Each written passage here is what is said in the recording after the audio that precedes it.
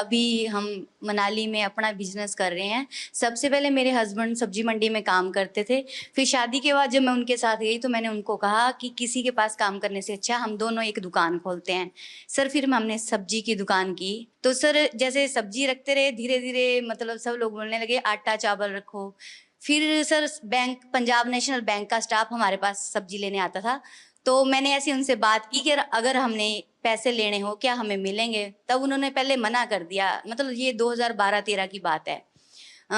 फिर मैंने बोला ऐसे क्यों? बोले आपके आप पास ये 12-13 कह रहे हो, कोई पत्रकार को पता चलेगा तो आपको कहेंगे कि नहीं तो पुरानी सर जो सरकार को सच गाली है। दे रही तो है। फिर उन्होंने नहीं, फिर उन्होंने बोला कि आपके पास प्रॉपर्टी वगैरह? मैंने बोला नहीं। जैसे ही ये मुद्रा लोन का ये पता चला ना जब ये स्टार्ट हुआ 15-16 में, तब जैसे मैंने उनसे कहा कि ऐसे-ऐसे उन्होंने खुद ही बताया हमें कि एक योजना चली है अगर आपको चाहिए तो।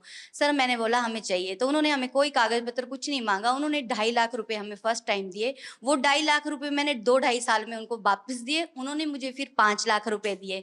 फिर मैंने राशन की एक शॉप खोली। फिर वो दोनों शॉप्स मुझे छोटी पड़ने लगी। सर मेरा काम बहुत बढ़ने लगा, यानी कि जो मैं 2 ढाई लाख साल में कमाती थी, आज मैं 10 से 15 लाख साल में कमा रही हूँ। वाह!